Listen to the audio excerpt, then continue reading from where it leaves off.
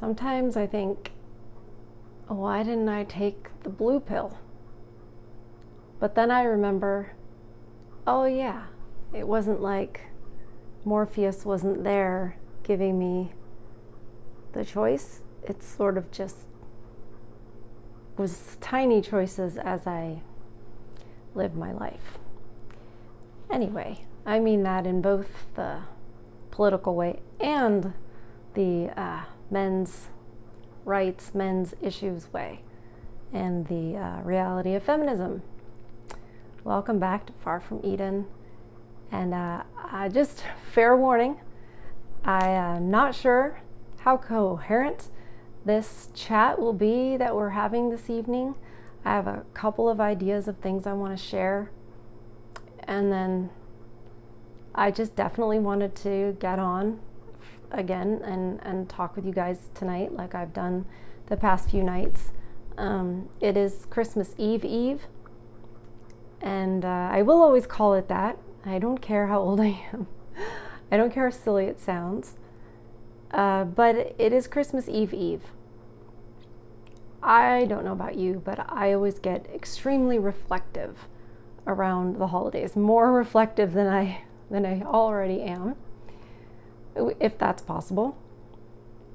But it feels like every year it's even more. And it's, it can be a little bit too much sometimes, because you can really go inside within yourself and withdraw and become nihilistic about life and the point and the reasons and all the rest of it. Because the world tells us, well, we're supposed to be celebrating, we're supposed to be, joyous, and we're supposed to be this and we're supposed to be that, and yet we find ourselves far from that. We find ourselves faking that, probably especially if you have children. And it's harder and harder to just kind of phone it in. And thankfully, I don't have to fake it as much. I don't. It's good and it's bad, right? I don't have to fake it as much because I don't have children and I don't have, the family connections and friends and everything where I'm going to places and needing to, pretend that it's all hunky-dory. So many of us, it's not hunky-dory. And the holidays make it worse because it's harder to pretend that everything's okay when it's not. So this year is my second Christmas, living on my own. Literally had never done that before in my whole entire life. And I have an artificial tree that I got last year. Last year I was really okay, I'm going to decorate everything and I'm going to, but I don't know why. I don't know why I did it, really. This year, I thought, no, why would I decorate? It's only me here. Why would I put up the tree? What's the point? It's weird because at first, God, crazy. First on Thanksgiving, I was like, I'm going to put up the tree. I'm going to decorate early. And then I went home and I was like, but why? And so I didn't, because I couldn't answer that question. I didn't want to do it just because I had to, or because I was trying to fake it till I make it or something. So instead, I just didn't. And then, a couple weeks ago, it was actually last week. It was last week. It was an evening, and all of a sudden, I was just like, no. I actually want to see the tree with the lights on. I want to be relaxing in the evening, and I want to have the lights on the tree. So I did it. And I put up the decorations that I like the most. And I knew nobody else sees it, just me. And I was satisfied with it. And it's weird that I had to go through all that. And I'm sorry, I just subjected you to it. Hopefully you fast forwarded it because, it's just, but the point is it was just a struggle. And I think a lot of us are Christmas has become a complete farce. It's not about you know, even the things that the secular people claim it's about, love and joy and blah, blah, blah, it's about materialism. It's materialism, it's gluttony, it's excess. It's actually all the things, it's celebrating all the things that tear us away from the things that Christmas was supposed to be. And one of the, I've seen in my travels, different families I've been around, I've seen the women really have fun with the credit cards and go to Target and buy everybody all kinds of stuff that they don't need. Just like, here's a blanket, here's a pillow, here's 43 things from Old Navy because they were all on sale. And like the dad sitting there and there's gifts, you know, to so-and-so from the dad. The dad doesn't even know what's in the package because he didn't buy it. And he's sitting there and I know I've watched him sitting there like cha-ching, cha-ching, cha-ching, like adding this all up and thinking, this is costing me a fortune. And I don't like it. Even I've seen a father say he doesn't really like it. And I had never seen that side before. And I wonder if it was kind of that way for my dad. I don't know. But anyway, I know that a lot of you are, you know, it's not a joyous season for you. For a lot of you. Some of you, this is your turn to have the kids for Christmas. And I hope that you cherish those times. I hope you make wonderful memories. I hope you understand you're doing a way better job than anybody is telling you. Because the things that men do and the way that men think and the way that men express themselves and the contributions they make to their children are not the things that are valued, you know, by society or by therapists or, you know, by their wives, ex-wives. And that can make a man feel like he's failing, but you're not. You're just meeting resistance that you shouldn't have to. And that's what kind of inspired me to talk about it, because I thought about that, and I thought about what a lot of guys are going through that have kids and do have some Christmas time with their kids, but it's still a struggle, and the woman is still competing with like, well, what did you get the kids, and and you know, because she's got to compete with the guy no matter what it is. Like, she can't let daddy, you know, be better than mommy. But I think what I've seen is when the man stays steady and true and honest and good, does the best he can, let the woman show herself. The kids will see it. The kids will see it.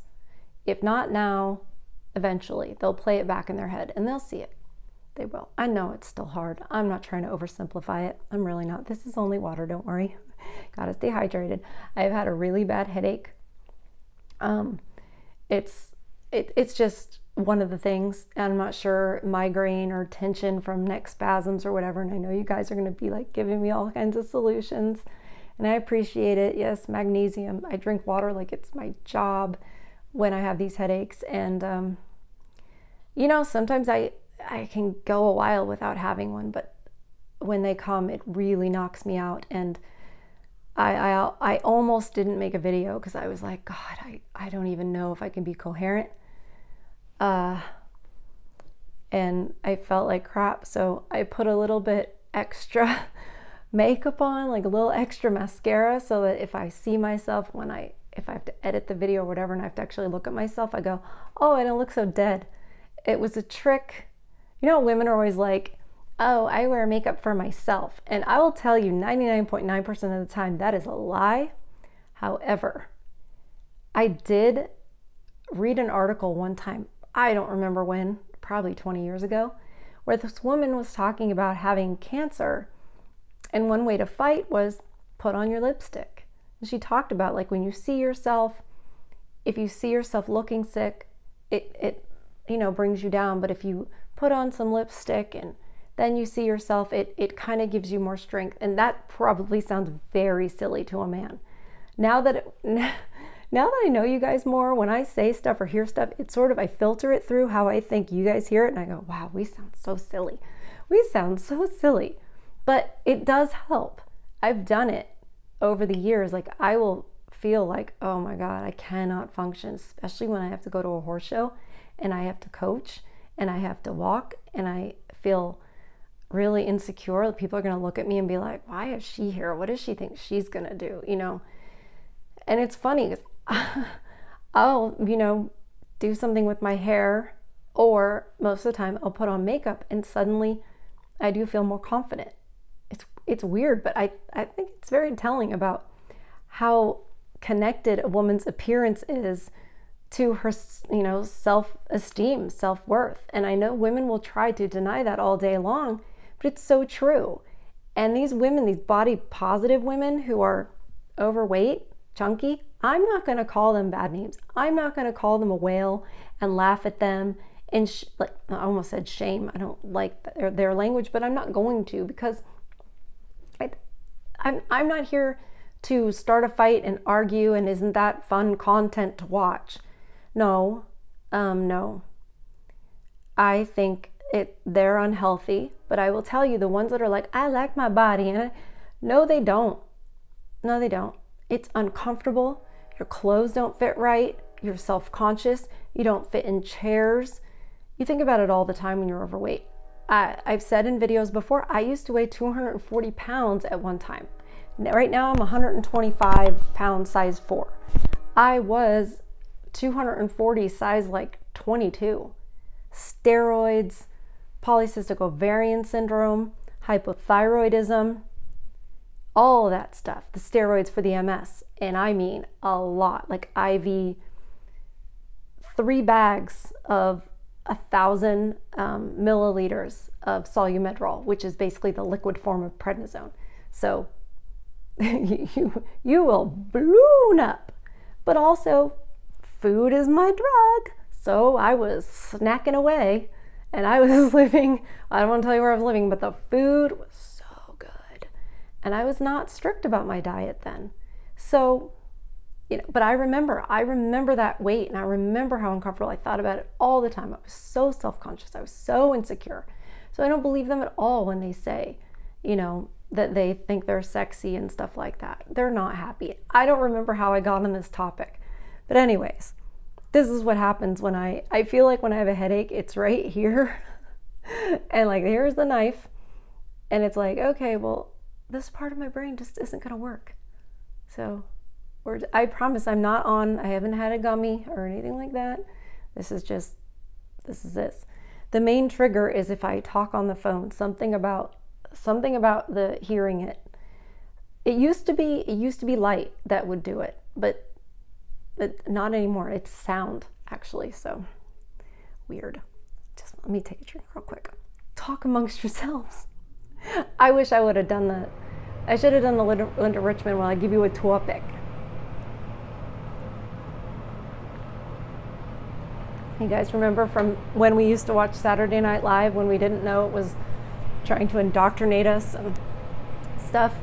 And we watched Mike Myers do Linda Richman's coffee talk. I used to like that a lot. I used to watch Saturday Night Live. I used to think it was funny. Even when it wasn't funny, I'd watch it just because it was soothing.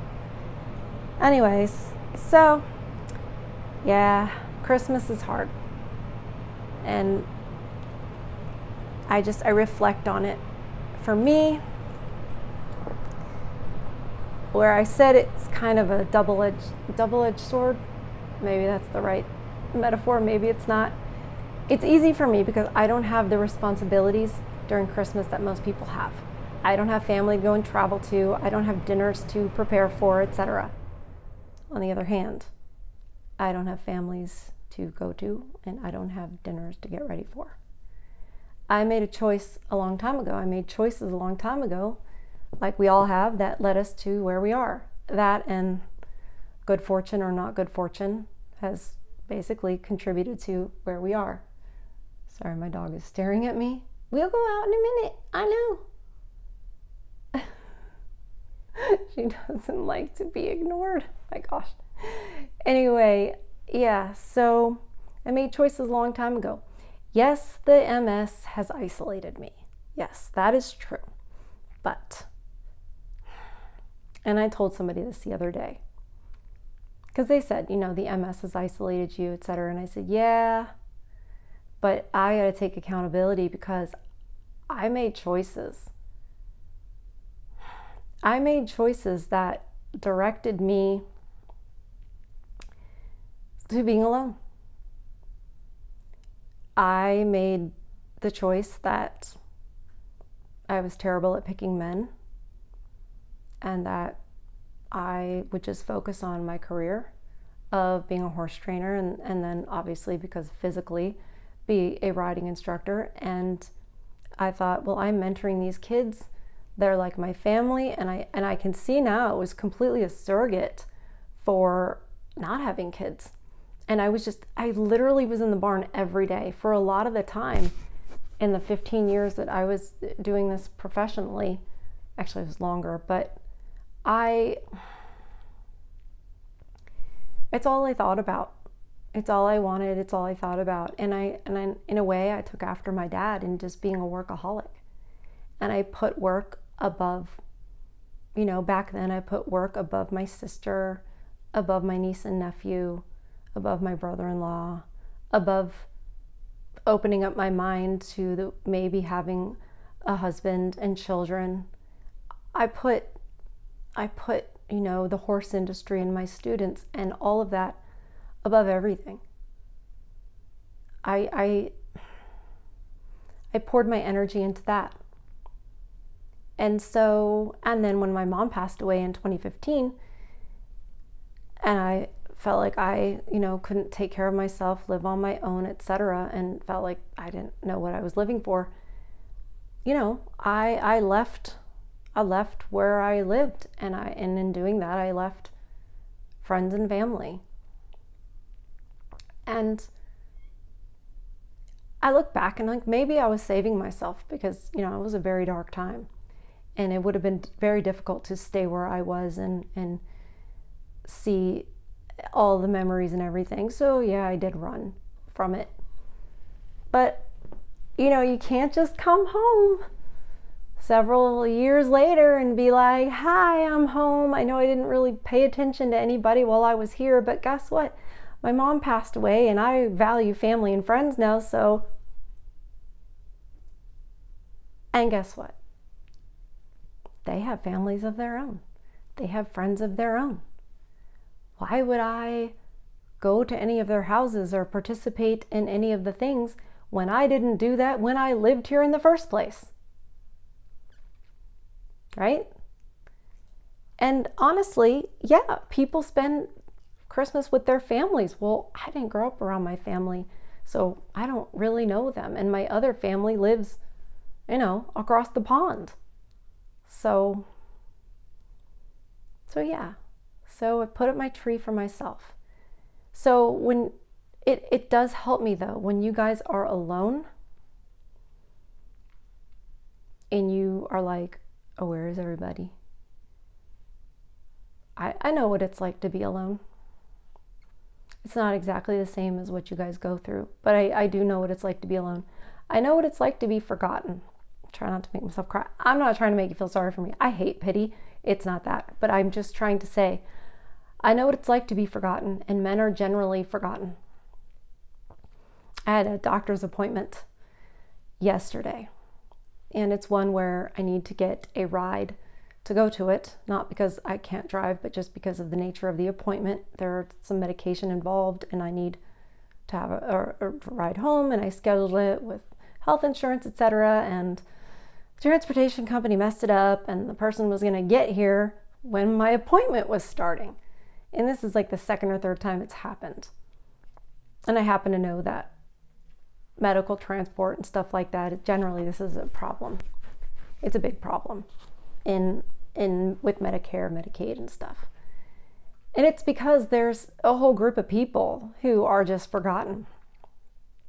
Because people have moved on and they're like, oh, it's fine, the government will take care of them. It's fine. And that's the whole mentality. It's the government will take care of them.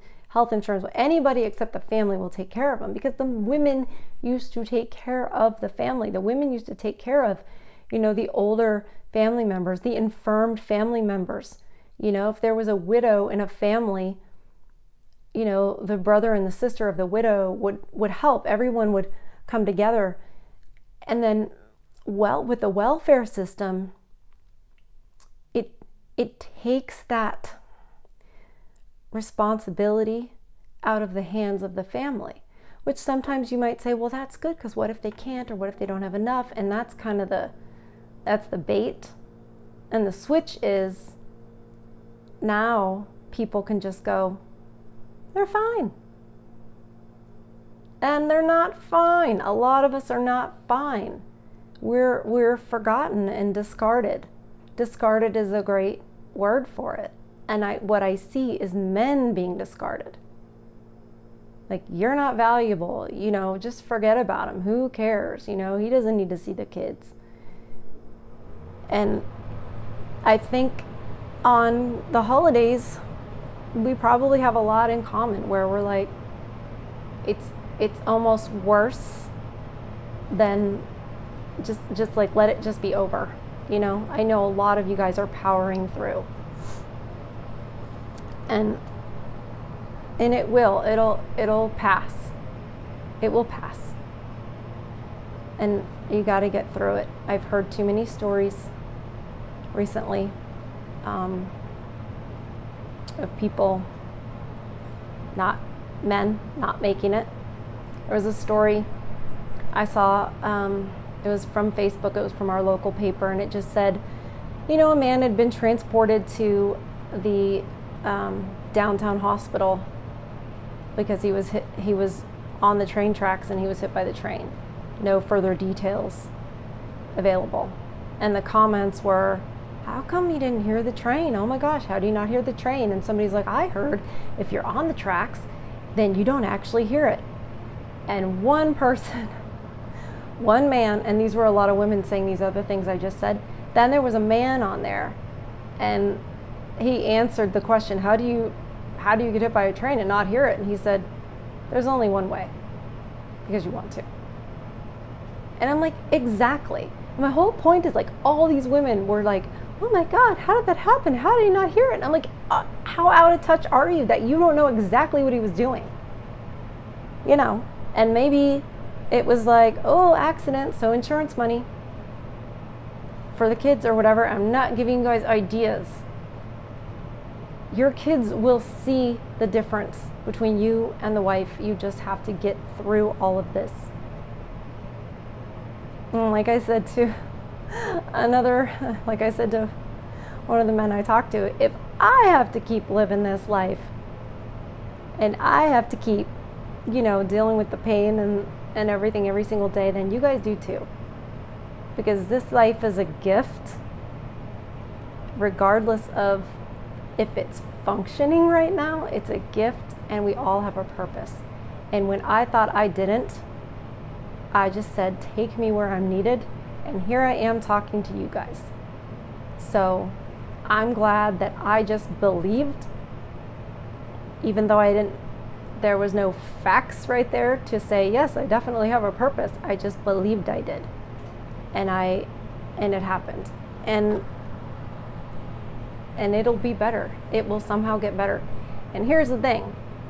If you're like, there's no possible way, it won't, then, man, book your flight to the Philippines, right?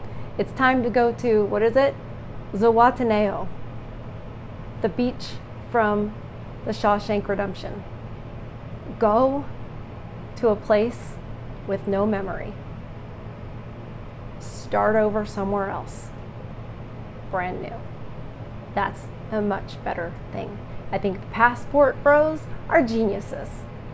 I think they're brave, and I think they're geniuses. And you don't have to go and just for a woman, go just to, get out of all the negative. Maybe you just go for a little bit, just to get unstuck. But there's still adventure, there's still stuff out there for you. Just might not be able to see it. I've been in very dark places before.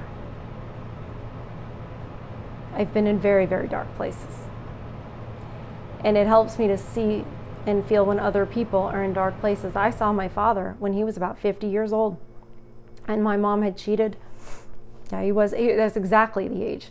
He turned 50, and my mom had cheated on him the year before. And I remember going out to dinner with him. And I remember all around that time, I remember how low he was. I'd never seen him quite that low. And there was a certain tone in his voice that I cannot describe, and I can't imitate it either. There's a certain low tone in his voice, this level of melancholy and despair that I will never forget. I didn't quite understand it then. He was 50, so I was, God, I'm bad at math. I was 23. And I didn't quite understand it, but I knew he was pretty low. And I was the one that he opened up to. I was the one that he told, you know, how he said, because I was like, why are you so depressed? Like yeah, I know you're 50, but you know, like you've got 2 kids that, you know, are doing well, and you've look at all, like I was trying to get him to like see all the good things, and he just wouldn't. He was just so low, and it wasn't like my dad to let the world get the better of him like that. And I felt anxious. I felt, you know, like what is going on? But he was, you know, reflecting on his job, and I mean he was a CEO, but the owners would come from, you know, out of the country, and they'd come and they'd pick and they'd criticize, and nothing was ever right, and that was always really stressful. And the company was having some troubles, and you know, and he was very stressed. I remember I watched him come home, and I watched him open up the bottom cupboard and get out some scotch, which I just had that memory. I had organized those cupboards because I'd moved back in with my dad at this point, and I had organized those cupboards, and I was like, what is this scotch even doing here? It was like, oh, it was a gift from wherever. And I'm like, well, if you don't drink it, then why do you want it? Because he said he doesn't drink it. I'm like, all right, well, we'll just keep it down here, right? And I remember he came home one night and he poured himself a scotch, and I just was like, that's not normal. Well, what is happening? Like alarm bells in my head. Of course, remember, I'm the prude, so I was like, why are you pouring a drink? Not that I'm against drinking, but it was just like, you're drinking the Coke. What's going on? I remember sitting in the kitchen, and I remember him telling me, like, I'm 50, and, you know, getting, you know, grief from the Germans. That was the owners of the company, and, you know, divorced, and like owe money on this property that we had. And it was just like all he could see was all this debt. And what was it all for? What had it all been for? I don't know exactly how we got through that. I think it had to do with the woman that he started dating and eventually married. I think that helped him a lot. I don't want to get into all of that. And what I think about all of that, I'm grateful that that pulled him out of what he was in. But I saw it. And now it's interesting, because now when I talk to you guys and message back and forth, or the ones of you that I've talked to on the phone, I hear that same tone. That tone of desperation that I only have heard from men. But it's the same. And I look back now and I understand my dad more because of you guys. And I hope it helps inform me. At least helps me to be empathetic and compassionate. Because that's a huge thing that you do. There's no empathy for men in this world. There's no empathy for you guys. You're not allowed to be upset. It's so ridiculous, because they'll say, Oh, you need to get in touch with your feelings. Oh, you don't really have correct feelings. You need to be able to cry. They'll say all that. And then the moment that you have a feeling, it's wrong. Or you're expressing it wrong. You cannot win. So, so you just shut down. And then you're accused of, not having feelings and not. And it makes your head spin. Even if and when you go to therapy, everything that's the way women think, like that they say, women are more in touch with their feelings. They'll say that in therapy and when they teach psychology. And that's actually not true. We're not more in touch with our feelings. We're more emotional. And a lot of us don't even know that, don't even admit it, don't even know when we're doing it. We think we're thinking, but not. Oops, sorry, that was my microphone. Sorry about your ears. But yeah, they say women are more in touch with their feelings, and then as therapy progresses and goes along, it'll kind of be even said outright or hinted at that one of the goals of therapy is to get more in touch with your feelings. Well, doesn't that mean that women are already more advanced with their, the way they think of it? So then the man is just there to get fixed, get corrected, get told where he's wrong, where he's not listening, etc. So you can't go there for any kind of help. And I was thinking about that tonight too. I'm like, who the heck? I mean, you have no one to talk to. So many of you are so alone with no one to talk to. And I wish there was a space. I wish there was a brandy and cigar bar or something where it's just men. You guys could go in there and say whatever you needed to say. Go in there and be chauvinistic and misogynistic and all of that. I wouldn't think that way, but all the things you're not allowed to say or do. Do that, say those things. Get it off your chest. I wish there was a place like that where it was safe for you to just get it off your chest and be heard by, other men that are going through it too. But they don't let you. They don't want you guys to talk to each other. You might form a plan. You might go, wait a minute. There's a common denominator here. But anyway, this has been a stream of consciousness for sure. What did I write down to remember to say? Oh, just about the therapy thing about, can't go there and be heard and be seen. Because I think when the whole world looks at men like man bad, woman good, then that's a bad place to start. Then you're starting in bad faith. And let's not forget, also means it's messing up the natural order of things. Which again, I respect those of you who are secular, who are not believers like I am. You're very welcome here, and I love to hear from you as well. But there is a natural order. And even if you don't believe, I invite you to at least entertain the thought of when it is God as something outside of us to look to be inspired by, then man, who is order, and then woman, who is chaos, doesn't necessarily mean bad. It's a fact. And then children, you have to go in that order. The statistics of single moms versus single dads, to me, prove everything about natural order works. So, whether you believe in God or you don't, I think that it's very difficult to think that natural order does not work. It does. And it's all messed up. And when they tell man bad, woman good, basically, and that the way women deal with emotions is far superior, that's out of order. And that's why, at the end of the day, if I had to oversimplify it, I'd say that's why we're miserable, and that's why things aren't working the way they should. It isn't because You're the bad guy. You're terrible. All those things. And the truth is powerful. It really is. There's something about the truth that floats to the top. It really does. If you can hold on long enough, the truth will come out. Call things by their right name. That is from Christopher McCandless.